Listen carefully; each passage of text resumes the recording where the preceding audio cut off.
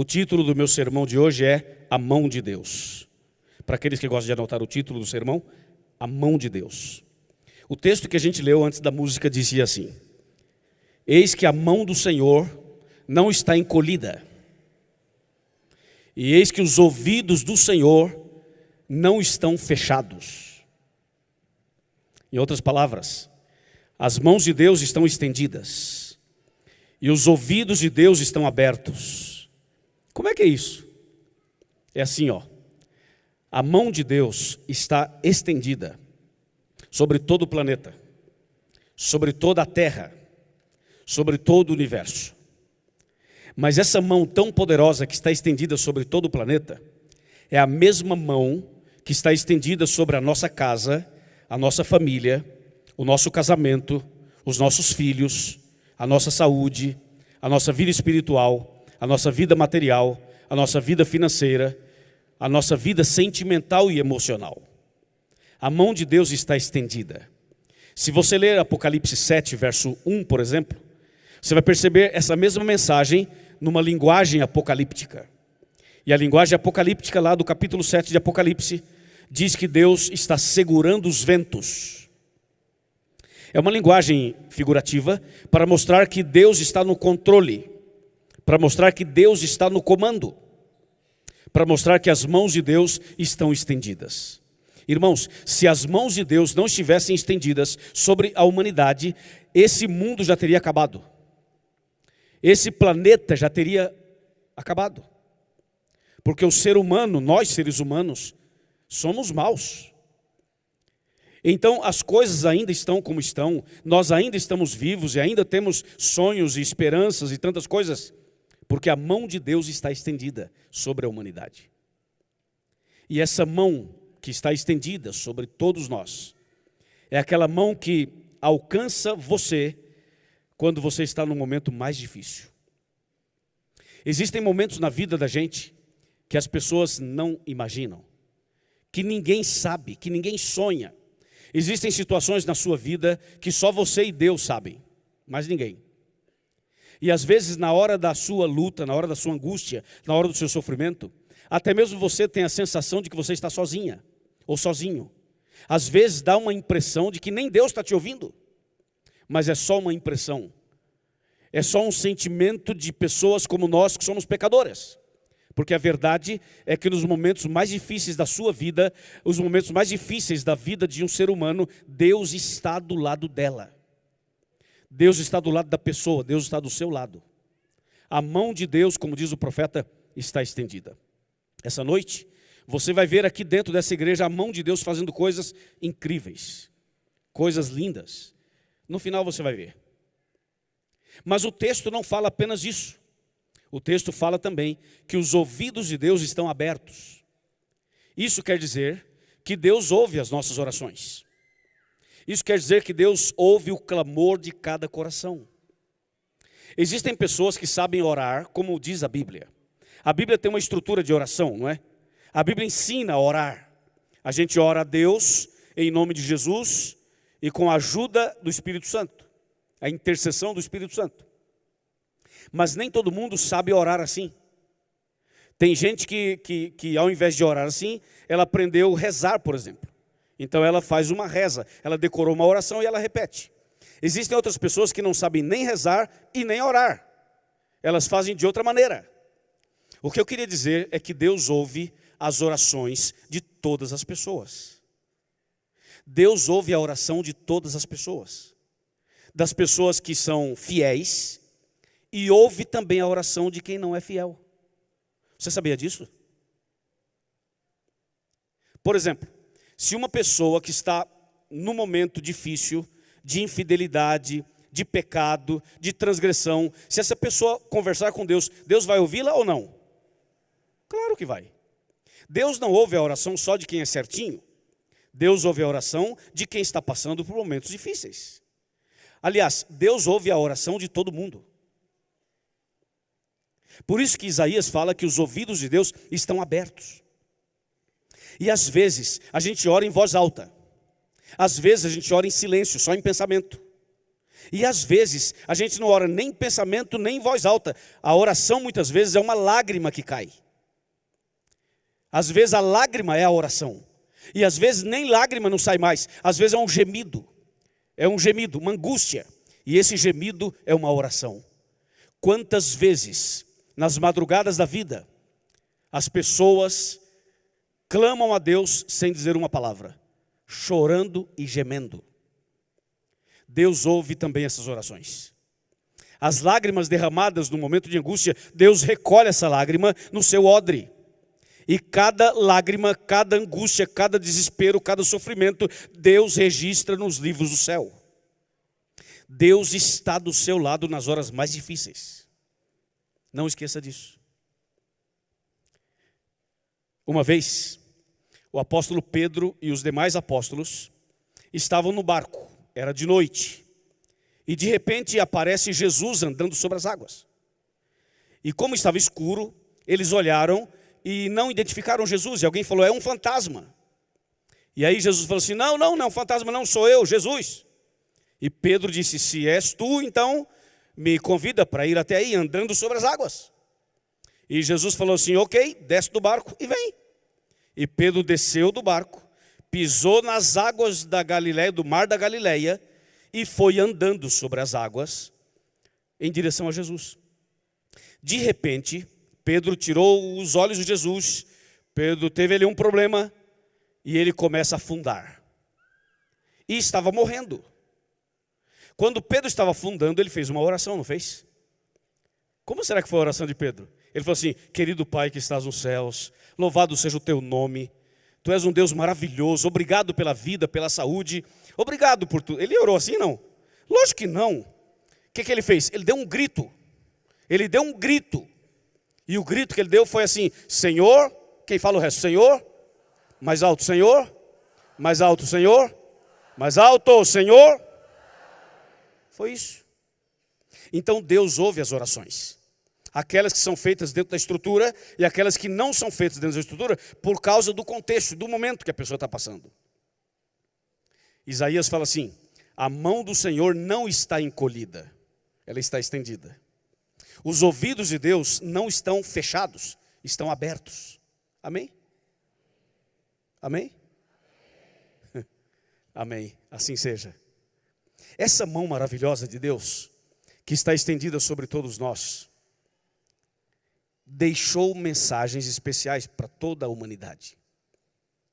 Você sabia que essa mão de Deus escreveu mensagens especiais para nós? E antes de você pensar que eu estou falando da Bíblia, eu já queria dizer que a Bíblia Sagrada foi escrita por pessoas, por seres humanos como nós. Pessoas obviamente consagradas, dedicadas e que foram usadas por Deus para escreverem a Bíblia. Não foi Deus quem escreveu a Bíblia. Deus usou pessoas para escreverem a Bíblia. Agora, a Bíblia diz que Deus mesmo escreveu algumas coisas em alguns momentos da história. E eu queria mostrar agora para vocês 3 ocasiões em que a mão de Deus, essa mão que está estendida, escreveu alguma coisa. Eu vou mostrar 3 passagens bíblicas e aí a gente já encerra e já vai embora para casa. 3 ocasiões que Deus escreveu alguma coisa. Preparem-se, porque o que vamos ver agora é algo que vai mudar a nossa maneira de pensar e a nossa maneira de ser, de agir e de olhar para Deus. Presta muita atenção, você que está aqui sentado, você que está nos anéis aqui da igreja e você que está vendo pela internet ou vendo por outro canal ou escutando apenas esse áudio. Presta bem atenção, eu vou mostrar 3 textos onde nós vamos ver claramente a mão de Deus em ação, agora escrevendo alguma coisa para você e para mim. Primeiro texto, vamos abrir a Bíblia comigo, por favor, no livro de Êxodo. Êxodo 31, livro de Êxodo, capítulo 31, versículo 18, 31, 18. Esse é um texto importantíssimo, tá? Êxodo 31, 18. Vai nos mostrar dos 3 momentos que eu falei, o primeiro momento em que Deus escreve alguma coisa, Ele mesmo escreveu. Lembre-se que a Bíblia Sagrada inteira, todinha, foi escrita por pessoas, inspiradas por Deus. Mas o que eu vou mostrar agora foi o próprio Deus quem escreveu, com a sua mão, com a sua mão. Êxodo 31:18. Estão me ouvindo bem lá em cima? Lá? Beleza? Aqui no meio? Aqui na parte aqui de baixo, sim? Ok. Aqui creio que estão ouvindo bem, né? Êxodo 31:18 diz assim: E tendo acabado de falar com ele, no monte Sinai, deu a Moisés as 2 tábuas do testemunho, tábuas de pedra, escritas pelo dedo de quem? De Deus. Olha a mão lá que Isaías falou. Isaías não falou assim que a mão de Deus está estendida? Olha agora a mão de Deus em ação, ok? Aqui Deus aparece escrevendo os 10 mandamentos com o seu dedo. E escreveu em tábuas de pedra. Isso é incrível, não é? Isso é incrível. Alguém poderia falar assim, mas pastor, Deus escreveu os 10 mandamentos em pedra? Sim, em pedra. E foi Deus quem escreveu? Sim, foi Deus. Não foi Moisés? Não. Não foi Abraão? Não. Não foi Elias? Também não. Quem escreveu os 10 mandamentos foi Deus? Sim, foi Deus. E como é que foi esse negócio? Foi assim: Deus desceu lá do céu, em cima do monte Sinai, e o monte Sinai fumegava e tremia, porque Deus estava ali, e havia trovões, vozes e relâmpagos, e em meio a essa cena sobrenatural, Deus aparece e estende a sua mão na pedra, e como um maçarico assim, foi escrevendo os 10 mandamentos. Escreveu na primeira tábua 4 mandamentos, e na segunda tábua 6. Os 4 primeiros falam do nosso amor para com Deus, e os outros 6 do nosso amor para com o próximo. Agora entenda uma coisa. Alguém aqui talvez já foi ao Sinai. Eu estive lá o ano passado já. Você esteve lá? É maravilhoso, né? É maravilhoso. Quem já foi sabe o quão é incrível aquele lugar. Eu estive o ano passado outra vez. E eu subi o monte, né? Subi o monte. Eu já queria dizer antecipadamente que esse sermão eu preparei no pico do Monte Sinai. O sermão que eu estou pregando aqui hoje. Portanto, é um sermão feito em cima do Monte Sinai. Para mim é especial. E acho que para vocês também, não é? Ok, a gente saiu 00:30 ali da base. E saímos caminhando e tal. E chegamos lá em cima 5:30 da manhã. Ainda estava escuro. E a gente esperou o sol nascer para ter a visão lá de cima. E a gente, enquanto isso, a gente fazia o culto, cantava, orava ali até amanhecer o dia. Gente, deixa eu falar uma coisa para vocês. Quando começou a amanhecer o dia, pensa num negócio divino. Pensa num negócio sobrenatural. Aparece o sol assim, vai nascendo o sol e você vai chorando assim. A lágrima já vai descendo já. Porque Deus esteve ali. Deus esteve ali. E aí você começa a entender o que é o Sinai. O Sinai não é uma montanhazinha qualquer não. É uma cordilheira. Cordilheira significa um monte de montanhas grudadas uma na outra. São mais de 70 picos. Tudo de pedra. Um negócio de pedra grudado um no outro. E sabe o que diz a Bíblia? Que quando Deus desceu naquela montanha para escrever os 10 mandamentos, a montanha inteira, toda a cordilheira de pedra, fumegava e tremia. Fumegava e tremia. Ei, olha para mim aqui um pouquinho. Atenção você que está em casa. Atenção você que está vendo a gente agora aqui pela internet. Presta atenção numa coisa. Deus está aqui hoje? Vocês têm certeza disso? Deus está nessa igreja agora? Sim, Deus está aqui. Quantos creem que Deus está aqui? Levanta a mão. Levanta a mão bem alto. Levanta a mão. Você crê? Amém. Ok. Então vamos ver um negócio. Se Deus está aqui, por que será que algumas pessoas entram aqui e voltam para casa como se nada tivesse acontecido? Você entra, assistiu o programa, e fala assim, bonito, gostei, legal. O pastor fala direitinho, a menina cantou bonito, o coral então cantou.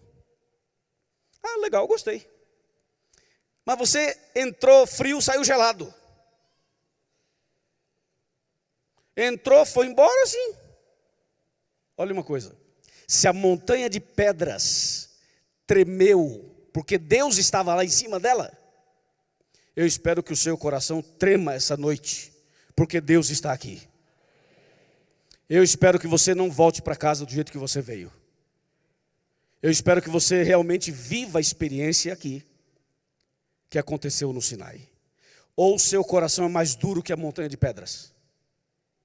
Se uma montanha de pedras percebeu que Deus estava lá e tremeu, então, meu amigo, por mais duro que você seja, Deus quer que essa noite você sinta, não apenas veja, não apenas escute, mas que você sinta a presença dele nesse lugar. Um dia eu estava explicando isso sobre o fato de Deus ter escrito na pedra, e alguém falou assim: Deus é ultrapassado, escreveu na pedra? Eu tenho iPad. Como na pedra? Deus está no tempo da pedra, escreveu na pedra. Por que não escreveu num aparelho, entendeu? Do futuro, negócio do futuro assim, uma tecnologia mais avançada? Escreveu na pedra. E tem gente que fala assim, tá vendo? É coisa antiga, do Velho Testamento. Esse povo está no Velho Testamento. Nós estamos em outro momento, entendeu? Nós estamos no século 21. E você vem me falar de uma lei escrita na pedra? Sabe por que Deus escreveu na pedra? Não é porque Deus está ultrapassado, não. Deus está à frente do seu tempo. Deus é muito mais moderno do que você imagina. O que os homens estão descobrindo hoje, só descobriram porque Deus deu a eles a capacidade de descobrirem. Foi Deus quem fez tudo isso. Mas por que ele escreveu na pedra? Por que não escreveu no ar? É ou não é? Ou num tablet mais moderno, que ainda as pessoas não conhecem, para mostrar o seu poder? Não. Ele escreveu na pedra por uma razão muito séria. Aliás, duas pelo menos, duas. Uma delas é que pedra é símbolo de eternidade. E a lei é eterna. Bom, mas isso todo mundo já sabia. Agora vem uma segunda razão que talvez nem todos aqui sabiam, ou nem todos sabem. Sabe por que Deus escreveu a lei em pedra? Para dar um recado para você que está aqui no meio, aqui ó. Para você que está aqui ó, desse lado. Para você que está aqui desse lado. Para você que está naquele lado de lá. Para você do primeiro anel, primeiro nível aqui. O segundo ali, o terceiro lá. E para você que está vendo pela internet. Sabe qual é o recado? O mesmo Deus que escreveu a lei com o seu dedo em pedra, é o mesmo Deus que pode entrar no coração mais duro, mais petrificado, mais difícil que tem aqui essa noite, e ele pode colocar a mão dele lá no teu coração duro, lá no teu coração de pedra, e ele pode quebrar teu coração de pedra, e ele pode escrever lá dentro os princípios da salvação e os princípios do reino de Deus. Diga amém. Sim, é por isso que ele escreveu na pedra. Ele está dizendo o seguinte: sabe por que eu estou escrevendo na pedra? Porque lá em Curitiba tem uns camaradas meio duro. Porque lá no Paraná tem umas mulheres duras. Porque lá no Brasil tem umas pessoas duras que não se dobram, que não se entregam, que não se rendem, que não batizam. Eu quero que eles saibam que assim como eu escrevi na pedra a lei, eu posso escrever os princípios da lei, os princípios do céu, os princípios da graça no coração mais duro que existe. Então tem salvação para o teu marido, tem salvação para a tua esposa, tem salvação para a minha família e tem salvação para a sua família. Quem crê, diga amém. Claro que tem salvação. Ele escreveu na pedra. É incrível isso. Mas e qual foi a segunda vez que ele escreveu? Vamos para Daniel. Vamos abrir a Bíblia em Daniel. Daniel, vocês já sabem, é um livro profético e está mais ou menos no meio da Bíblia, mais para o final do Velho Testamento. Daniel capítulo 5. Daniel 5, a partir do verso 1.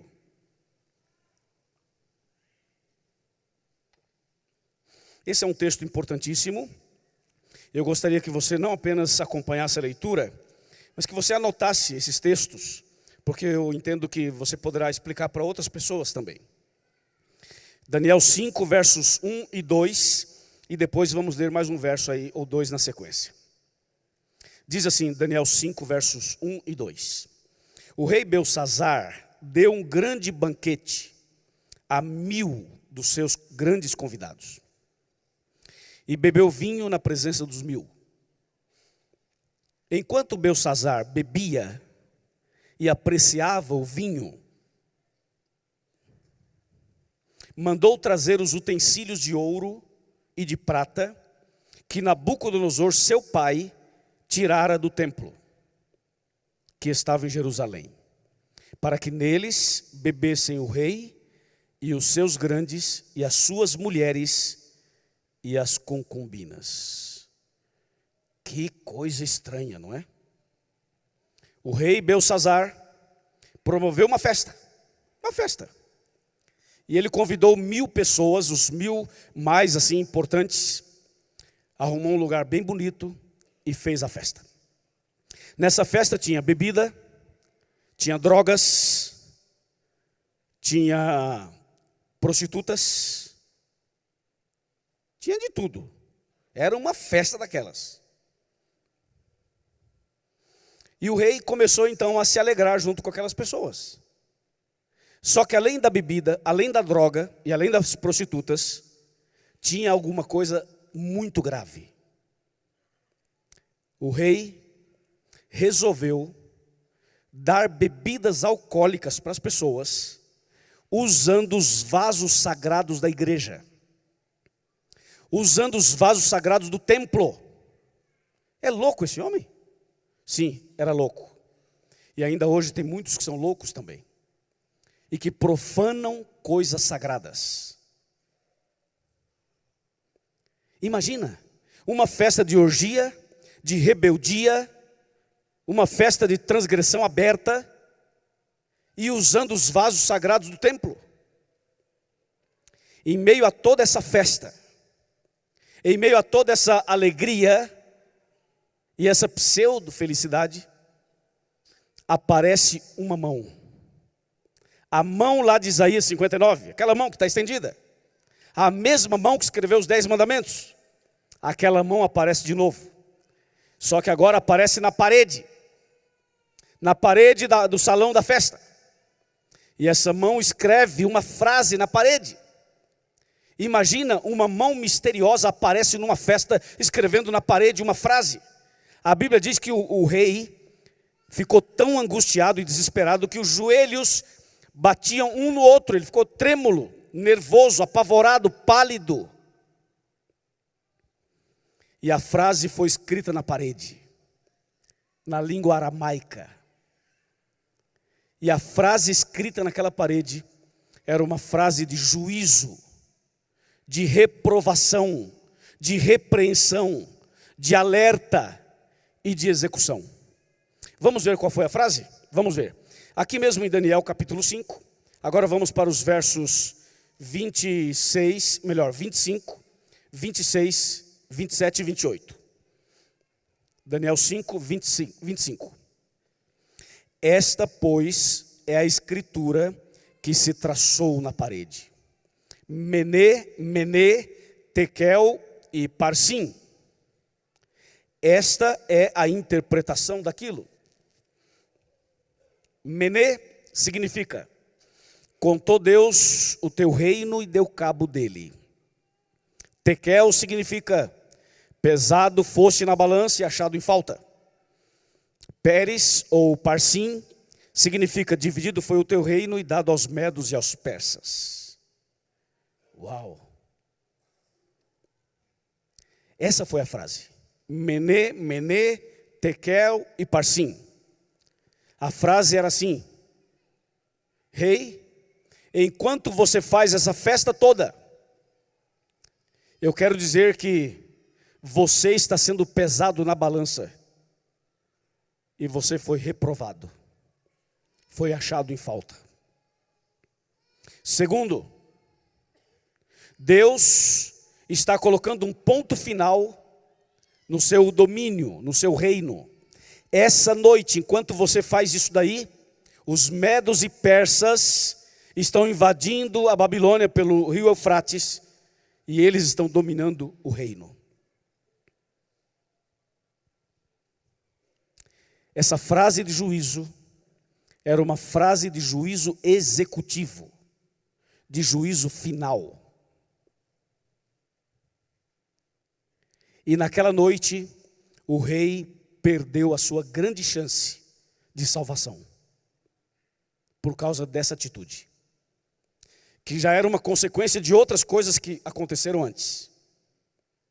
Mas o fato é que a frase é forte e diz: Deus contou o teu reino e acabou com ele. Você foi pesado na balança e achado em falta. O seu reino foi dividido e dado aos medos e aos persas. Irmãos, um dia todos nós seremos julgados também. O juízo final aparece na Bíblia dividido em 3 fases. E um dia você e eu seremos julgados. Toda pessoa, todo ser humano vai ter que comparecer perante o tribunal de Deus para prestar contas de tudo que fez. Naquele dia ninguém vai ficar fora. Naquele dia todos nós vamos estar lá.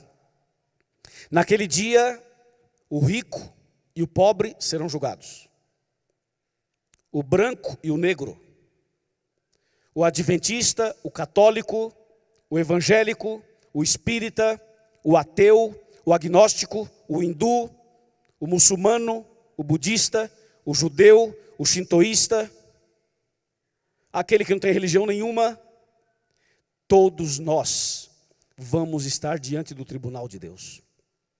Naquele dia estarão os artistas, os cantores, os jogadores de futebol, os famosos, os anônimos, os pastores, os padres, os bispos, os papas, o pai de santo, a mãe de santo, o filho do santo.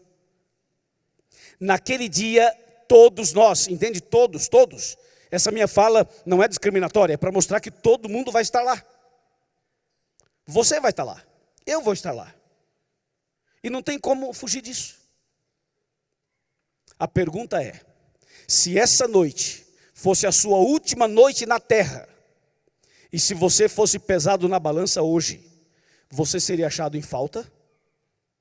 Ou estaria salvo? É uma pergunta para eu pensar e para você pensar. A mensagem dessa noite não é só para você, é para mim também. A mensagem dessa noite não é para alguém que você talvez esteja pensando, você está ouvindo essa mensagem pensando: eu queria que fulano de tal estivesse aqui. Não pense no outro, pense em você. É com você que eu estou falando. É com a senhora que eu estou falando. É com o senhor que eu estou falando. É com cada um que está aqui. Essa frase mostra que a mesma mão que escreveu a lei é a mesma mão que escreveu a frase de juízo. Aliás, no juízo de Deus, a lei usada como norma é justamente os 10 mandamentos. Essa é a lei. E qual seria a terceira vez, ou a terceira ocasião, em que Deus escreveu alguma coisa? Vamos abrir a Bíblia em João, no Novo Testamento. João, Novo Testamento, capítulo 8.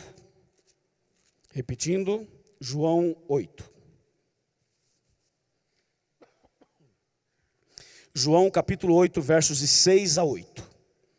Esse texto é muito especial. Todos são especiais e esse aqui tem um sabor diferenciado. É a terceira ocasião nessa sequência que estou mostrando de que Deus escreveu alguma coisa. Vamos ver quando foi e o que foi. João 8, de 6 a 8 diz assim: Isto diziam eles, tentando-o, para terem de que o acusar. Mas Jesus, inclinando-se, escrevia na terra com o dedo. E como insistisse na pergunta, Jesus se levantou e lhes disse: aquele que dentre vós estiver sem pecado, seja o primeiro que lhe atire a pedra. E tornando a inclinar-se, continuou a escrever no chão. Continuou a escrever no chão com o seu dedo. A mesma mão que escreveu a lei, a mesma mão que escreveu na parede, é a mesma mão que agora escreve no chão. Qual era o contexto? Acho que todo mundo aqui já sabe o contexto, mas para aqueles que não sabem, vamos lembrar. Uma mulher chamada Maria Madalena foi apanhada em adultério. Ela era uma prostituta mesmo. E pegaram essa mulher num flagrante e a levaram arrastando-a pelos cabelos e jogaram essa mulher aos pés de Jesus. E os homens tinham nas mãos pedras e disseram: Jesus, as leis do Velho Testamento dizem que uma prostituta deve ser apedrejada. Essa mulher é prostituta, nós somos testemunhas que ela é prostituta, e nós temos as pedras aqui. É só o Senhor dar o sinal que a gente apedreja. O que o Senhor diz? Pode apedrejar ou não pode? E a pergunta era para tentar Jesus, era para colocar Jesus à prova. Agora, presta atenção na reação de Jesus. Jesus não disse nem sim e nem não. Jesus guardou silêncio e fez exatamente assim. Ele agachou e com o seu dedo começou a escrever no chão. Eu fico pensando, como é que Jesus resolve escrever no chão? É um negócio um pouco estranho, não é? O que ele estava escrevendo no chão? Que mensagem? Quais eram as palavras? Para ser bem sincero, ninguém sabe. Alguns estudiosos, fazendo pesquisas e tal, arriscam um palpite. E pode ser que estejam certos. Mas o fato é que Jesus se inclinou e começou a escrever no chão. E não disse nem sim e nem não. Aí os homens insistiram na pergunta. E disseram: e aí, Jesus, pode ou não pode? Dá a ordem aí que nós vamos fazer isso. Então Jesus levanta e diz assim: ok, vocês querem apedrejá-la, né? Tá bom, tranquilo. Só tem um detalhe. Se alguém entre vocês estiver sem pecado, se alguém dentre vocês estiver sem pecado, pode ser o primeiro a jogar a pedra. Vamos? Vamos? A Bíblia diz que ninguém jogou pedra. Eles lançaram as pedras fora e saíram um a um e foram embora. Os que pesquisam esse assunto dizem que Jesus estaria escrevendo no chão os pecados deles. Aí eu fico pensando assim, que Jesus é esse que escreve a lei em pedra, escreve uma frase de juízo na parede e os meus pecados na areia? Tem um recado aí, não tem? Significa que Deus não tem interesse que os seus pecados sejam registrados num lugar e fixado para sempre naquele lugar. Deus não quer colocar os seus pecados no outdoor, aqui nas ruas de Curitiba, anunciando os seus pecados para todo mundo saber. Deus não tem interesse em expor você ao ridículo. Deus não quer que você seja exposto diante das pessoas. Deus quer que você seja perdoado, resgatado e salvo. É isso. Então Jesus escreveu na areia. No primeiro vento que viesse, ou a primeira chuva que viesse, apagaria aquilo. Deus quer perdoar os nossos pecados. Deus quer apagar os nossos erros. E Deus quer nos dar uma nova chance, uma nova vida, uma nova oportunidade.